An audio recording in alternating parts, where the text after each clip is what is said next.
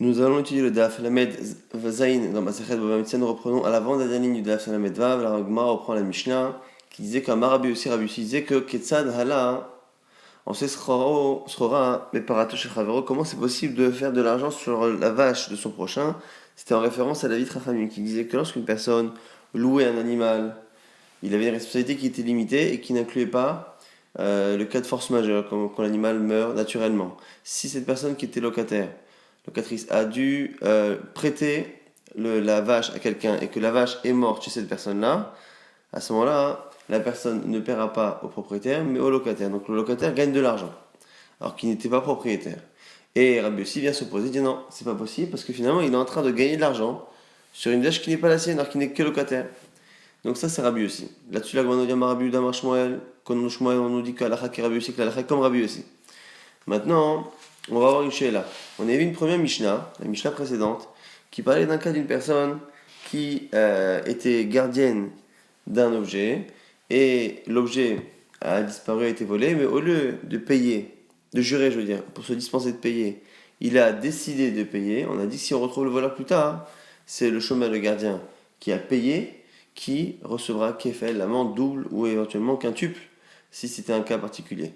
Et là-dessus, la question va être, est-ce que Rabbi Yossi applique la même logique en disant que puisque dans cette deuxième Mishnah, on a vu qu'il ne peut pas imaginer que quelqu'un qui n'est pas propriétaire de l'animal puisse en faire un bénéfice, est-ce qu'on peut dire la même chose également sur le cas du chômeur qui s'apprêtait à payer le kéfel, qui ne peut pas avoir le kéfel, il ne peut pas gagner d'argent, récupérer l'argent qu'il a remboursé, c'est une chose, mais le double, non.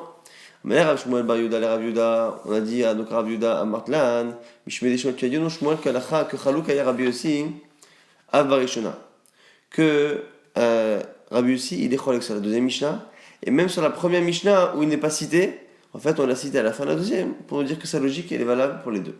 Maintenant, la question est Alacha Kemoto ou Alacha Kemoto. Est-ce que l'Alacha est également comme lui dans la première Mishnah? Amalé réponse Chaluk aya Rabbi Yossi Avarishona, Alacha Kemoto Avarishona. Non seulement il est cholek sur la première Mishnah, mais elle a comme lui dans la deuxième et dans la première. On confirme cela avec Manami, Amar Rabbi Lazar, non Rabbi Lazar, Chaluk et Rabbi Yossi Abarishona, que Rabbi Yossi il est en désaccord même sur la première Mishnah et sur Chachamim, la Chakemoto Abarishona, il a la comme lui même dans la première Mishnah. Et Rabbi Yochanan Amar, Rabbi Yochanan dit, Modeh ya Rabbi Yossi Abarishona, Shekvar Shilem, et là-dessus on a une marloquette. Donc Rabbi Yochanan qui vient s'opposer à Rabbi Lazar et à Shmuel, pour dire finalement que non, Rabbi Yossi n'est pas cité dans la première Mishnah parce qu'il est d'accord. Pourquoi? Parce qu'il a payé. Et quand il a payé, il devient propriétaire de la vache, donc c'est tout à fait logique qu'il puisse prendre le kéfel le double. Et on ne peut pas dire ah mais il est en train de prendre le double sur une vache qui n'est pas à lui, parce qu'elle est à lui depuis qu'il a refusé de jurer qu'il a payé. La Gemara s'étonne. Si c'est Rabbi Yochanan qui dit que c'est au moment où il a payé qu'il devient propriétaire, ça pose problème, parce que Rabbi Yochanan c'est lui qui avait expliqué cette Mishnah à l'époque, en disant que l'Avdavka lorsqu'il a payé, il suffit même qu'il s'engage à payer. Shilem in le shilem lo, parce qu'il a payé. Marche pas que s'il n'a pas payé, ça ne marche pas. Veha marabichia baraba marabiochanan, pourtant on a cité le Rabbi Yochanan. Le shilem mamash, on parle pas de quelqu'un qui a payé réellement. Et la kevan shama rinim shalem, à partir du moment où il a annoncé qu'il paierait, afal piché le shilem, même s'il n'a pas payé effectivement. Il m'a dit oui, c'est pas un problème. Imam Modaya Rabbi Yossi Barishona, shekva ama rinim shalem. Faut expliquer les paroles de Rabbi Yochanan comme étant que Rabbi Yossi n'est pas d'accord, enfin est d'accord avec Chacham Shimon dans la première Mishnah, parce que non pas ce qu'il a payé, mais parce qu'il s'est engagé à payer. Donc ça, c'est la dernière chose. On a vu, Marloken, donc est-ce que Rabbi Yossi est cholek que sur la deuxième ou également sur la première? Et si on cholek sur la première, on a vu que certains pensaient que la halakha était également comme lui dans la première Mishnah. Nouvelle Mishnah, quelqu'un qui dit à deux personnes, je vous ai volé, j'ai volé à l'un de vous, mais je ne sais pas à qui. J'ai volé un mané sans ouzalin, mais je ne sais pas à qui. Oh, aviv shelechan mikem ifkid limane, ou le père d'un de vous deux m'a laissé une somme d'un mané, je ne sais pas lequel. Veni je ne sais pas qui c'est. Nten la zemane, shoda mipia asmo, on dit quoi? On dit dans ces cas-là, il faudra qu'il donne la valeur, la somme, aux deux personnes. Aux deux personnes quand il ne sait pas laquelle il a volé, et aux deux personnes lorsqu'il ne sait pas du père de qui il a accepté un mané. Maintenant, un autre cas, deux personnes qui ont laissé l'argent chez quelqu'un. Un il a laissé 100, l'autre il a laissé 200. Et à la fin, ils reviennent les deux, et les deux réclament les 200. Zéomer chez les Mataïm, Zéomer chez les Mataïm, chacun dit les 200 sont à moi. Donc, la Zemane et la Zemane, il donne 100 à chacun, puisqu'il est certain que chacun a au moins 100 dans cette somme-là. V'har et le reste, Yemunach Hachavoliahu. On le laisse de côté jusqu'à ce que Yohanavi vienne, parce qu'on ne sait pas à qui l'argent. On voit tout de suite déjà une contradiction. C'est que dans le cas précédent, dans le doute, on lui demandait de payer aux deux personnes quand ils pensent avoir volé une et deux, aux deux personnes lorsqu'ils pensent avoir pris l'argent du père. Et là, ici, dans le doute, on met de côté l'argent jusqu'à Eliyahu.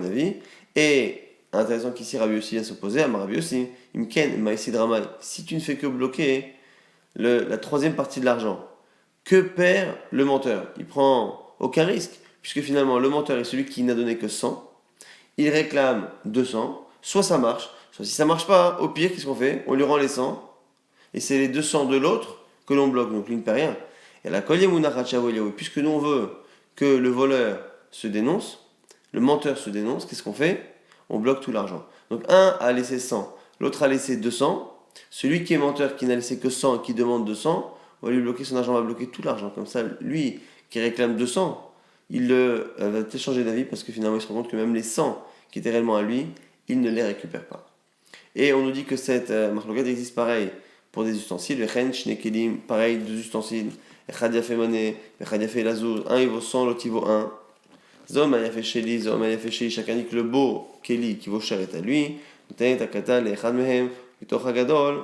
Noten dme katan la sheni. Donc il donne le petit à un des deux. Et après l'autre, on le vend. Et l'argent qu'il y a dedans, on donne la valeur du petit à l'autre, donc avec l'argent qu'on a vendu, et le reste on le laisse. Le reste on le laisse évidemment jusqu'à ce qu'il y ait un vienne. Et la somme Rabbi aussi dit la même chose. Imken, Maïsid Ramay. Mais si tu fais ça, que perd le malhonnête? Puisque finalement il récupère quoi qu'il arrive sa somme. Et là, on bloque tous les kelim jusqu'à la venue d'Elio Hanavi. Ça, c'est cette marque qu'on avait vu dans l'argent et qu'on retrouve également au niveau des ustensiles. Maintenant, l'Agmara, on regarde le début de la Mishnah. On a vu que la personne qui ne sait pas à qui elle a volé ou de quel père il a pris le mashkon, on a dit dans la première partie de la Mishnah qu'il doit payer à chacun. Alors l'Agmara nous dit Alma misfeka mafkina mamona, de là on voit que dans le doute, on sort de l'argent. On ne sait pas s'il doit un tel, on ne sait pas s'il doit un tel, qu'est-ce qu'on fait à chaque fois? On le fait payer. Et on ne dit pas que dans le doute, on laisse l'argent là où il est, dans la chazaka, dans l'endroit chez son maître. Au milieu, on objecte la suite de la Mishnah. Un, il a laissé 100, l'autre il a laissé 200, c'est le second cas de la Mishnah. Chacun dit que les 200 sont à lui. Qu'est-ce qu'on a dit? On a fait, on donne 100 et 100 et le reste jusqu'à Eliyahu. Donc on voit que la partie douteuse, on la bloque. Donc dans le début de la Mishnah, on voit qu'on demande à la personne de payer dans le doute. Dans la seconde partie, on voit que la partie douteuse de la somme, on la bloque. Alors la Gemara répond, Amarle, Pikadon, Agezel, Karamit. Qu'est-ce que tu me objectes? Deux cas qui sont liés à deux sujets différents. Un cas, c'est un Pikadon, c'est le fait de laisser un objet gardé. Et un autre cas, c'est un cas de Gezel. Premier cas, c'est je vous ai volé. Second cas, c'est la personne qui a dit je t'ai laissé 100, je t'ai laissé 200. Alors Gezel, Da'avad Isura, Kansura Banan. Lorsqu'il y a un vol, il y a un Knas Rachamim, sont plus stricts et le punissent, c'est une amende. Pikadon de l'Avad Isura, Lo Kansura Banan. Donc moi, pour se dire que mais normalement, on ne sort pas l'argent dans le Safek. Donc normalement, même dans le premier cas, avec le vol, on ne devrait pas lui faire payer le double. Mais, simplement, comme il a volé que c'est pas bien, on le punit et on lui fait payer la double somme. À chacun, il doit payer dans le cas du Safek. C'est ce que l'Agma propose. L'Agma me dit, attends, Verame Pikadon, Verame Gezel. À Gezel, l'Agma dit, attends, tu croyais que l'objection n'était pas bonne parce que tu dis que c'était une objection entre Gezel et Pikadon, entre un vol et un objet à garder. Je vais te trouver une contradiction entre deux cas de Pikadon et une contradiction entre deux cas de Gezel de vol.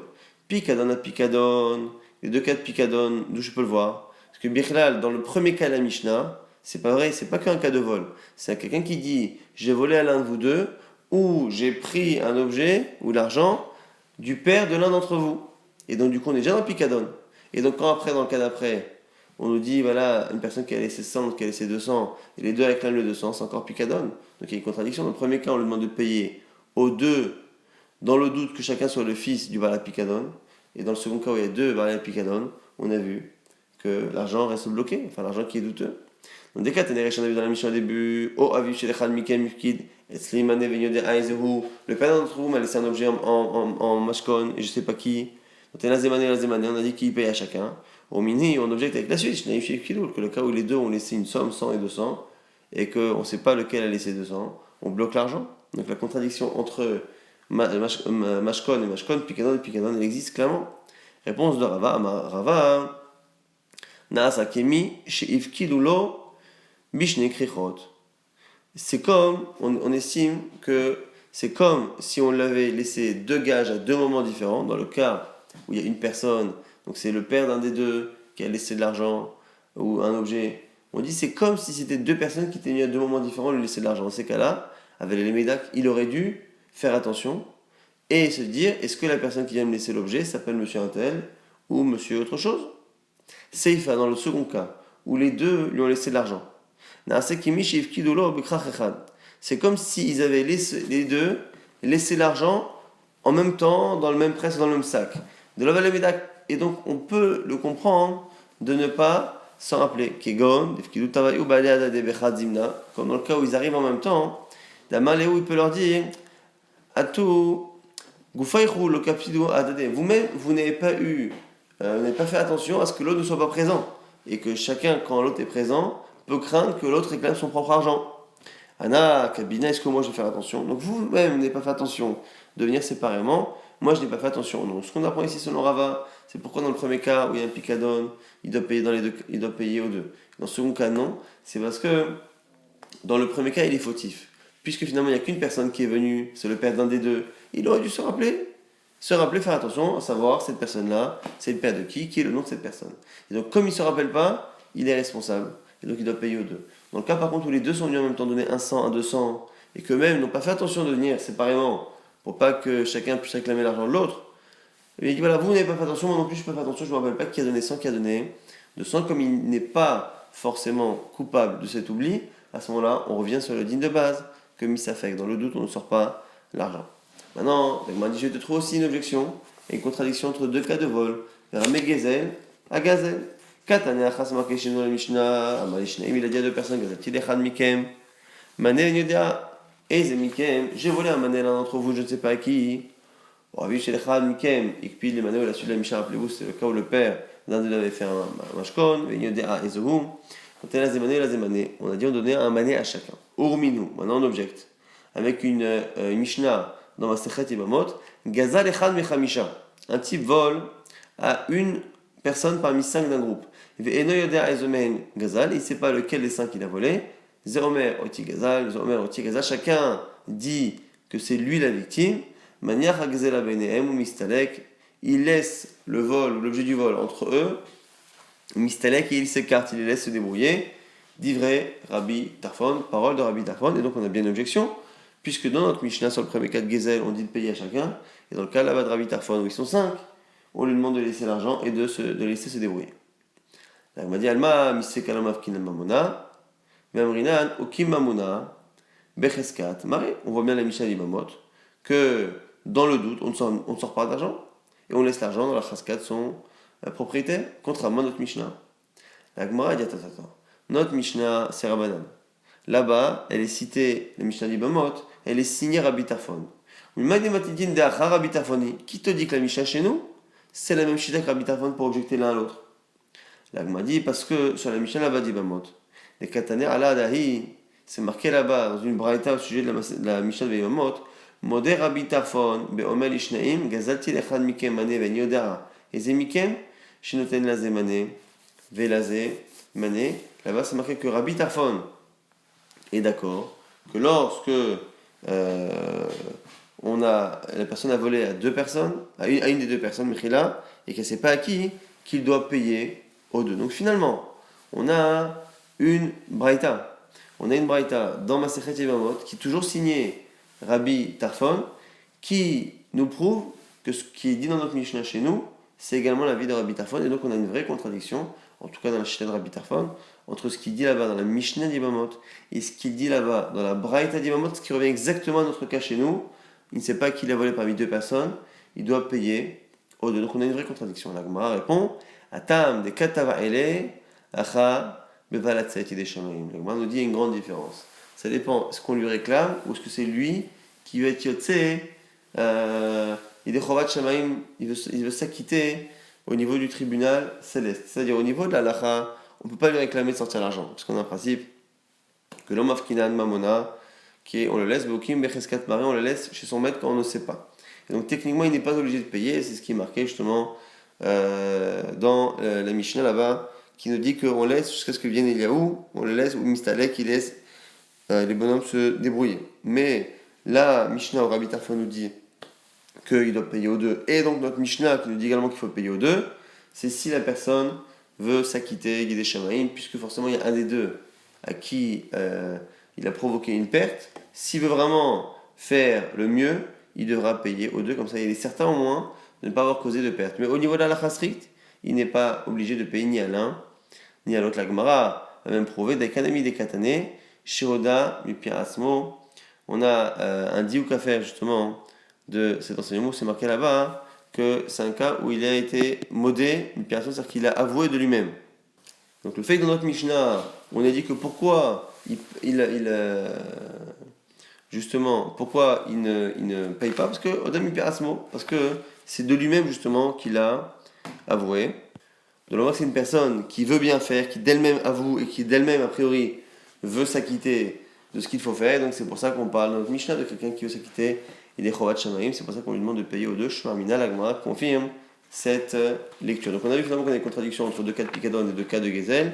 Et finalement, on a fait la distinction. Dans Pikadon, ça dépend si la personne était fautive de l'oubli ou pas. Si deux personnes arrivent en même temps, on ne peut pas lui reprocher d'avoir oublié. Si la personne est venue seule ou deux séparément, il doit s'en rappeler. Et en fonction que la personne soit fautive ou pas, il devra payer dans le doute ou pas. Et dans le cas du Gezel, il n'est pas obligé, mais s'il veut s'acquitter des Shamaim, ce serait bien qu'il le fasse.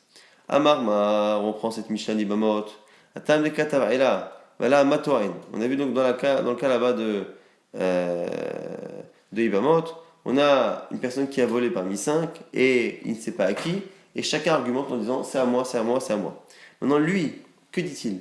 Quand chacun lui dit c'est moi que tu as volé, c'est moi que tu as volé. Est-ce qu'il dit oui, est-ce qu'il dit non, est-ce qu'il dit je ne sais pas? Voilà Matoain. Que dit l'autre? On a une marloquette. Rav Yudamarav, non Rav, on nous dit Halachatek, l'autre ne dit rien. Rav Matna Marav, et maintenant c'est Rav, mais qui est cité par Rav Matna, donc une marloquette entre Rav Yuda et Rav Matna, sur ce qu'a dit le maître Rav. Est-ce que le voleur se tait, ou est-ce que Halat Sover, ou est-ce que l'autre dit non, je ne te connais pas, c'est pas toi? Est-ce qu'il réfute l'argument de chacun, ou est-ce qu'il se tait? L'Agma nous dit Manda Maralot Sover, Rashtika Keoda.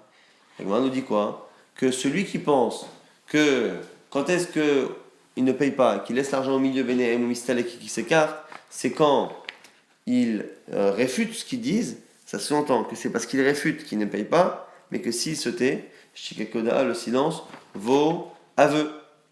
Ou Mandama à la Chotek, et celui qui dit que Rav a dit que non, même s'il se tait, Shikadachalav Koda Ahi, parce qu'il pense qu'ici, le silence n'est pas un aveu.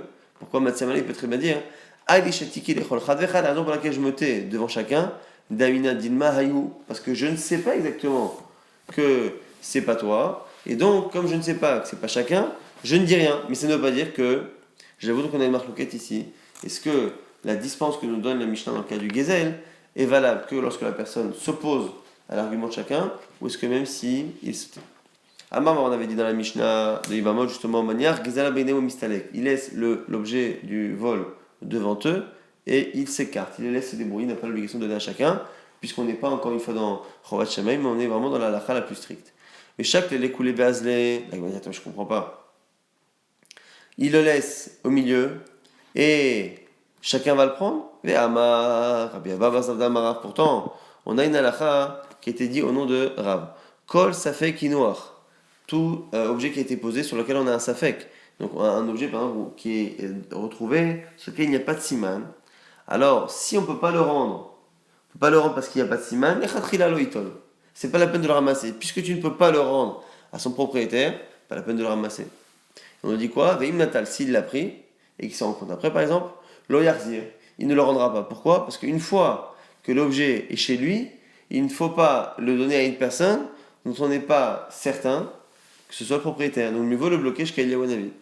Et donc la Gemara nous dit c'est un peu le cas ici. Il a volé l'objet. Bon, c'est par le vol malheureusement que l'objet se retrouve entre ses mains, mais une fois que l'objet est entre ses mains et que les 5 qui argumentent, il n'y a personne qui peut réellement prouver qu'il est le vrai propriétaire, est-ce qu'on n'aurait pas, selon Rav, garder l'objet jusqu'à Eliyahu pour ne pas justement laisser une des 5 personnes prendre et finalement peut-être voler l'objet? Rav Safra dit Veyanir.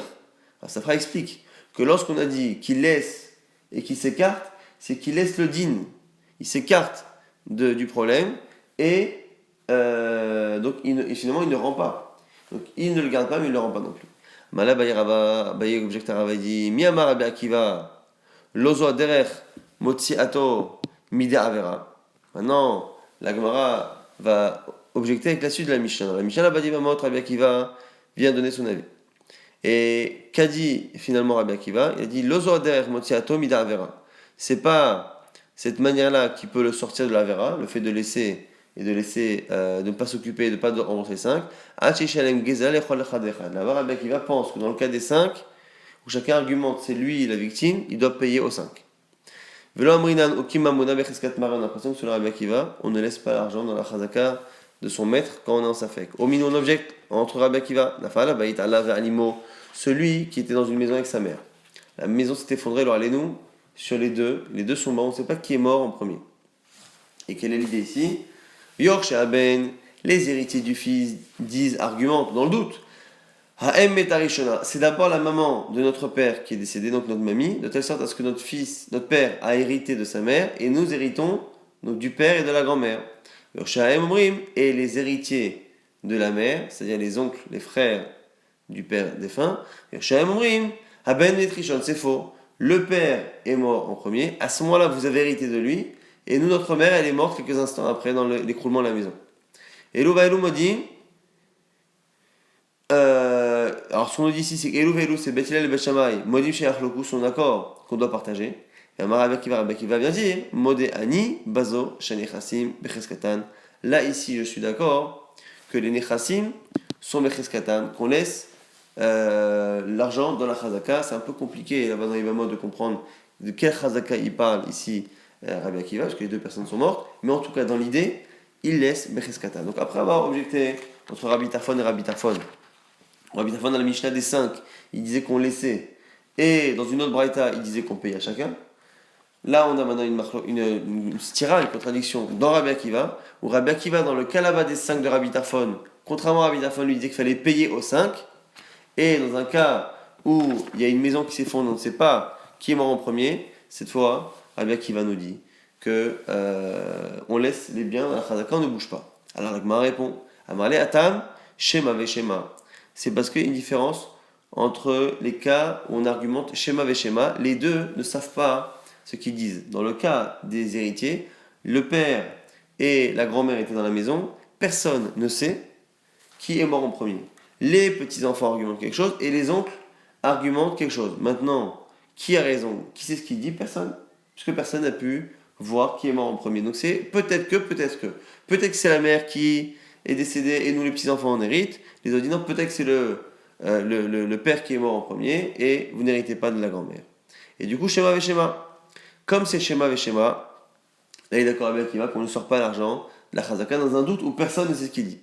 Par contre, Gazal Echad Mechamisha, Bari Shema, dans le cas où on a une personne qui a volé parmi 5 et eux-mêmes chacun argumente, il y a quand même une différence entre le cas de Ibamot et le cas de chez nous, c'est quelqu'un qui vient dire je vous ai volé, mais je ne sais pas à qui. Donc eux-mêmes ne demandent rien, mais c'est lui qui vient avouer.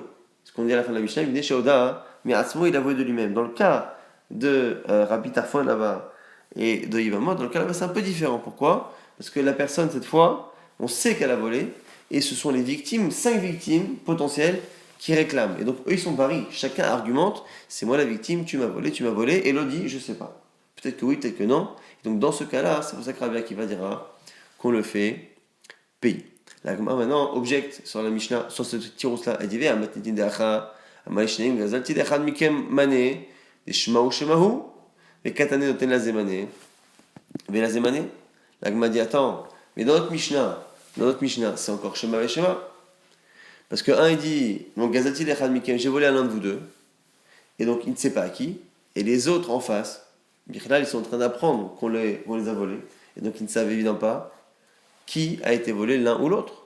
Et pourtant, on dit quoi là-bas dans la Mishnah chez nous? Quand il la Zemané, mais la Zemané, il devra payer un mané à chacun. L'Agma dit attends, Mimaï de Rabbi Akivahi. Qui te dit que notre Mishnah c'est Rabbi Akiva? Et Kataner ala ha'i. L'Agma nous explique pourquoi. Parce que c'est marqué au sujet de cette Mishnah. Modé Rabbi Tarfon, Be'omer Lishnaim, Gazati Lechad Mikem, Mané, Venyodea Ezemikem, Vechul, on a dit dans Masachet Ibamot là-bas, sur la Braïta, la Mishnah de Rabbi Tarfon, Rabbi Tarfon s'exprime dans une Braïta pour dire qu'il était d'accord avec le cas de notre Mishnah. Leman Modé, à qui il avoue?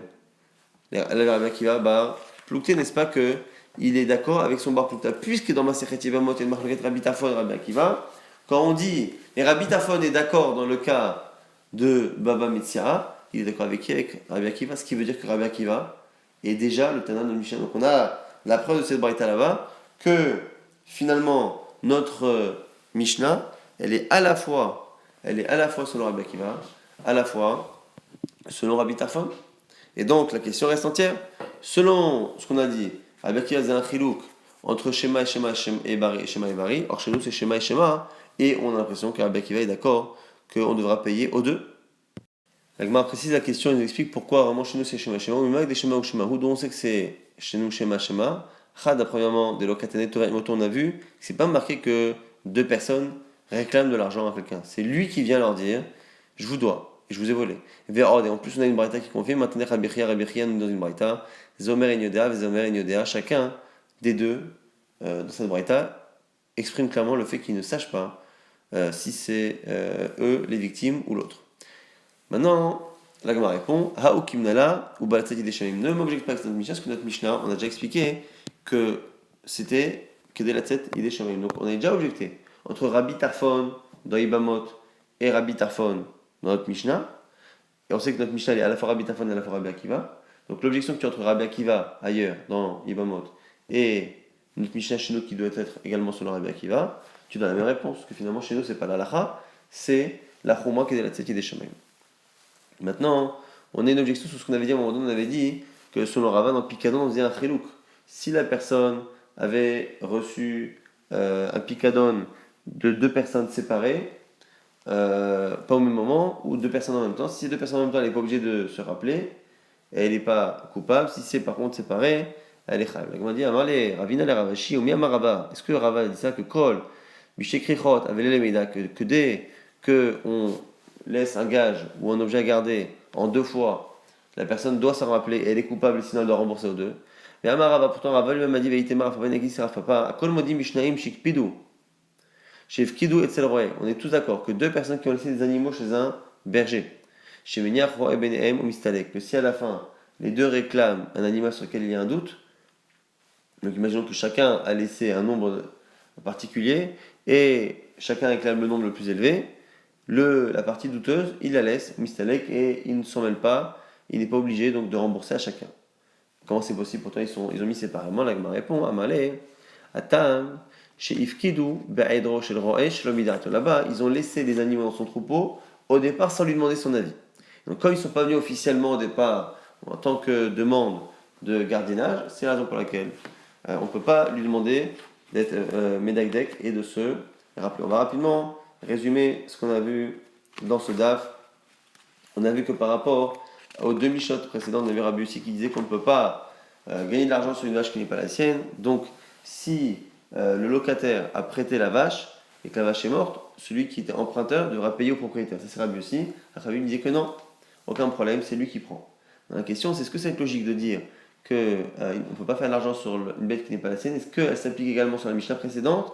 Celui qui a emprunté ou qui était gardien, qui n'a pas voulu jurer et qui a payé lorsque la bête a disparu, après on retrouve le voleur, est-ce que c'est lui qui prend le double? Certains disent que même Rabbi Yossi sera d'accord ici, certains disent que Rabbi Yossi n'est pas d'accord et que la lacha est comme Rabbi Yossi. Dans les deux, c'est une marque entre Rabbi Yochanan et Shmuel et Rabbi Elazar de l'autre côté. On avait vu après qu'on avait une Mishnah qui plus ou moins se contredisait parce qu'on avait une Mishnah qui au départ nous disait que pour le vol et pour le picadon, dans le doute, quand on ne sait pas à qui on a volé ou à qui on a pris l'objet, on doit payer aux deux. Et après on nous disait que la partie douteuse, on l'a laissée jusqu'à ce qu'il y ait un avis viennent. On a dit que c'était valable à la fois pour les kelim et à la fois pour l'argent. Maintenant, la question de la Gemara, c'est pourquoi on se contredit. Alors, la Gemara nous dit qu'entre Picadon et Picadon, pourquoi on a deux cas différents? Ça dépend comment les personnes ont laissé l'objet. S'il n'y a qu'une personne qui a laissé un objet, ou deux personnes à deux moments différents, et qui officiellement disent je te laisse un objet à garder, la personne doit se rappeler qui, et quand elle ne se rappelle pas à qui elle a pris tel objet, elle est coupable, et donc elle doit payer aux deux. Si par contre les deux ont donné en même temps, l'un à côté de l'autre, c'est-à-dire qu'eux n'ont pas fait attention, et lui peut ne pas avoir fait attention, savoir qui a donné cette somme ou qui a donné cet ustensile, et donc il n'est pas coupable, et donc on revient sur le principe de base, que dans le doute, on ne sort pas l'argent de là où il est. Ça, c'était par rapport à Picadon. Par rapport à Gezel, on avait finalement une double contradiction. Une contradiction entre notre Mishnah, que l'on sait être en accord avec Rabbi Tarfon, puisque Rabbi Tarfon a dit dans les moments qu'il était d'accord avec notre Mishnah, et ces contradictions, on l'a avec une Mishnah dans Yemamot où Rabbi Tarfon dit que quand la personne ne sait pas, parmi 5 personnes à qui elle a volé, elle ne paiera ni à l'un ni à l'autre, elle laisse au milieu, elle s'écarte. Ça, c'est la contradiction pour Rabbi Tarfon. Et on a la même contradiction pour Rabbi Akiva, parce qu'on sait que Rabbi Akiva est également le Tana de Mishnah, puisqu'on a dit que dans notre Mishnah, Rabbi Tarfon est modé et d'accord avec Rabbi Akiva. Donc Rabbi Akiva pense que notre Mishnah, qu'on doit payer à chacun. Et d'un côté, Rabbi Akiva, dans le cas là-bas des 5, il avait dit clairement que on devait payer aux 5. Et donc on a une contradiction entre les deux Mishnayot, et à chaque fois, encore une fois, pour Rabbi Tarfon et pour Rabbi Akiva, on répond à chaque fois que notre Mishnah c'est spécial, c'est que la tête, il y a des Shamaïm, c'est pas la lacha, encore une fois pour les deux, c'est qu'on ne sort pas l'argent de Sachadaka. En tout cas, selon Rabbi Akiva, c'est un peu différent. Rabbi Akiva, on ne sort pas quand c'est schéma et schéma, quand c'est deux arguments où chacun ne sait pas. Quand est-ce que par contre il y aura une marloquette entre Rabbi Tarfon et Rabbi Akiva? Lorsque la personne qui réclame l'argent sait ce qu'elle dit. Lorsque la personne sait ce qu'elle dit, c'est moi que tu as volé, là, il devra payer aux 5. Alors selon Rabbi Tarfon, il ne paiera pas. Selon Rabbi Akiva, il paiera. Lorsque c'est schéma et schéma, c'est un cas où on ne devrait pas payer, sauf encore une fois, si on veut Etiotse, il est schéma. C'est comme ça qu'on comprend la marloquette Rabbi Tarfon et Rabbi Akiva et les multiples contradictions qu'il y a dans les Mishnayot et les Braithot.